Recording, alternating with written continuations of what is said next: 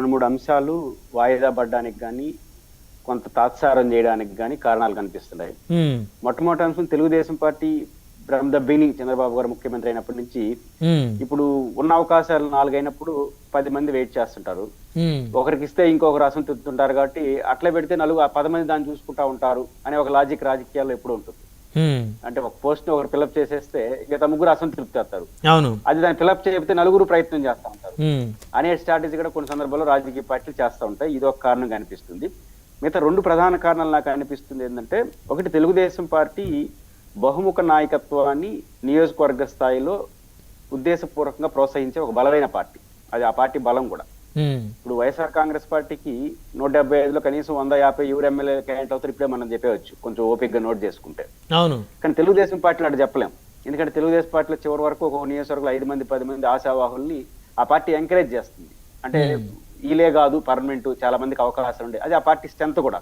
హ్మ్. అది బలానికి చిహ్నం అయితే ఈ నామినేట్ ఫిలప్ చేయడం అది బలహీనానికి చిహ్నంగా మారిపోతుంది. కారణం ఏంటంటే 10 మంది ఎమ్మెల్యే స్థాయి వాళ్ళు ఉంటారు కాబట్టి 10 మందిని రికమెండ్ చేస్తుంటారు వాళ్ళ అస్తిత్వాన్ని కాపాడుకోవడం కోసం.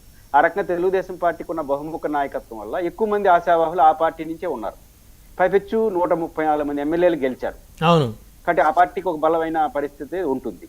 రెండో కారణం, బలమైన కారణం చెప్తుంది, తెలుగుదేశం పార్టీకే ఇన్ని సమస్యలుంటే అదనంగా 2 పార్టీలు తోడైనాయి, హ్మ్. Janasena and BJP. ఎన్నికల్లో గెలవడానికి ఇది బలం. ఎందుకంటే 2 పార్టీలు ఓట్లు యాడ్ అయితే మంచి ఓటింగ్ ఉంటుంది, ఈజీగా గెలవడానికి స్కోప్ వచ్చింది, మన మంచి ఫలితాన్ని కూడా సాధించారు. బట్ ఇప్పుడు ఏమవుతుంది, తెలుగుదేశం పార్టీ ఆశావాహులే ఎక్కువ అవుతున్న నేపథ్యంలో ఇంకో 2 పార్టీలకు కూడా షేర్ ఇవ్వాలి కదా. ఖచ్చితంగా. షేర్ ఇచ్చేటప్పుడు ఇబ్బంది వస్తుంది. జనసేనకి ఎంత ఇవ్వాలి, బీజేపీకి ఎంత ఇవ్వాలి. మళ్ళీ బీజేపీ జనసేనలో అంతర్గతంగా కొన్ని సమస్యలు వస్తాయి. కారణం ఏంటంటే ఇప్పుడు మెజారిటీ ఆటోమేటిక్ గా తెలుగుదేశానికి ఉంటాయి, మేజర్ పార్టీ కాబట్టి. ఇప్పుడు జనసేనలో కూడా 175 నియోజకవర్గాల్లో ఆశావాహులు ఉంటారు. వాళ్ళు స్క్రూటినీ చేసుకోవాలి, మనకు వచ్చే 10 అవకాశాలని ఎంతమందికి ఇవ్వాలని. బీజేపీకి అట్లాంటి పరిస్థితి కాబట్టి వాళ్ళు అంతర్గత సమస్యలు 2 పార్టీలు అదనంగా తోడైనాయి. 2 పార్టీలు కూడా చాలా బలంగా, బీజేపీ నాయకుడు మీకు గుర్తుంటే వాళ్ళ పార్టీ నూతన అధ్యక్షుడు మాధవ్ గారు ప్రమాణ స్వీకారంలో విష్ణుకుమార్ రాజు గారు అనుకుంటున్నా శాసనసభ పక్ష నాయకుడు విశాఖపట్నం ఎక్కడ వ్యాఖ్య చేశాడు. అసలు అంది 5% 10% అంటారండి, ఒప్పుకోవద్దండి, అసలు మనం లేకుండా ఉంటే కూటమి గెలిచేది ఎక్కడ అన్నాడు. సరే ఎట్లా గెలిపించారో తెలియదు కానీ గెలిచేది ఎట్లా అన్నాడు. అంటే కాబట్టి మనం 20% అడగండి అన్నాడు.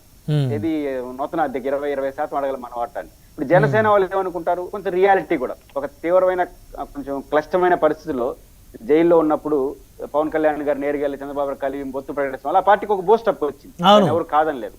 కానీ జనసేన అనుకుంటారు, మేము కదా ఒక కీలకమైన సమయంలో తీసుకున్న స్టెప్ కదా రాజకీయాలను మార్చేసింది, కాబట్టి ఆ మేరకు మాకు 21 సీన్లు దృష్టిలో పెట్టుకోకుండా మనకు గౌరవప్రదమైన స్థానం కావాలని వాళ్ళు కోరుకుంటారు.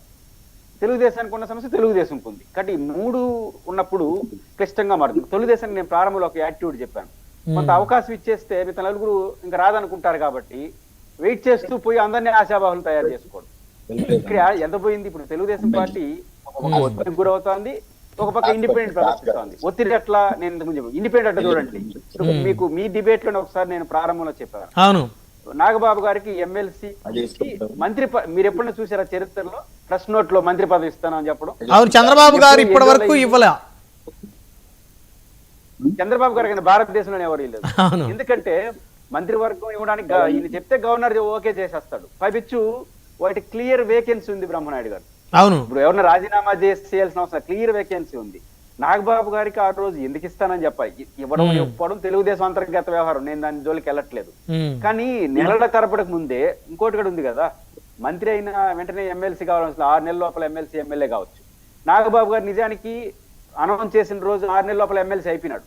అవును, కాబట్టి ఎందుకు ప్రెస్ నోట్ ఇవ్వాలి, ప్రెస్ నోట్ ఇచ్చి జనసేన చూడు మా కెపాసిటీ అంతా అని అనౌన్స్ చేసుకునేనారు. సంవత్సరం అవుతా ఉంది, ఇస్తారా హీరో కూడా తెలియదు. ఇది నెగిటివ్ యాటిట్యూడ్కి వెళ్ళిపోతుంది.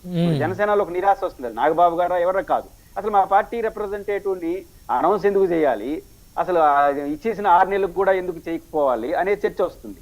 కానీ ఈ ఇదేమంటారు వెయిట్ చేద్దాం అనే ధోరణి అనేది పార్టీల మధ్య వ్యత్యాసాన్ని దారితీస్తుంది. రెండో వైపు పవన్ కళ్యాణ్ గారు, ఇంతకుముందు సత్యం గారు చెప్పారు, మనం మాట్లాడుతున్నాం కానీ జనసేన వాళ్ళు అడగపోవచ్చు అనే చర్చ ఒకటి అంతర్లీనంగా చెప్పారు. ఇప్పుడు పవన్ కళ్యాణ్ గారు ఇవన్నీ చూసినప్పుడు ఏమంటున్నారు, బహిరంగ లోపల ఏం మాట్లాడుతున్నారో నాకు తెలియదు, మనం 15 ఏళ్ళు కలిసి ఉండాలి, త్యాగాలు చేయాలి. ఏం త్యాగాలు చేస్తారు? గెలిచిన తర్వాత పదవులు ఎవరు వాటా వాళ్ళకి రావాలి కదా. అంతే ఖచ్చితంగా రావాలి కదా. ఇప్పుడు వాళ్ళకి వచ్చినాయి, అధినేతలకు వచ్చినాయి పదవులు, కార్యకర్తలకు రావాలి కదా సార్. అది కాదు బ్రహ్మనాయుడు గారు, బేసిక్ గా ప్రతిపక్షంలో ఉన్నప్పుడు పోరాటమే, అధికారంలో వచ్చి ఎవరి మీద పోరాడతారు? అధికారం వైసీపీ మీద ఇంకేం పోరాడతారు? మీరు అధికారంలోకి వచ్చేసినారు కాబట్టి ఇప్పుడు సహజంగా అవకాశాలు రావాలి. అంటే సంపాదనే కాదు, సేవ చేయడానికి కూడా నాయకుడికి గుర్తింపు ఉండాలిగా, ప్రజల్లో గుర్తింపు రావాలి కదా. కాబట్టి జనసేన అధ్యక్షుడు దీన్ని లోపల ఏమైనా అడ్రస్ చేస్తారో నాకు తెలియదు. అంటే ఇంతర్గతం కార్యకర్త చెప్తున్నాడు, నేను చూస్తున్నాను, ముఖ్యమంత్రి గారు చెప్తాను, మన అవకాశాలు మనకు వస్తాయి అంటున్నాడు, లేదో బయటకైతే రావట్లేదు.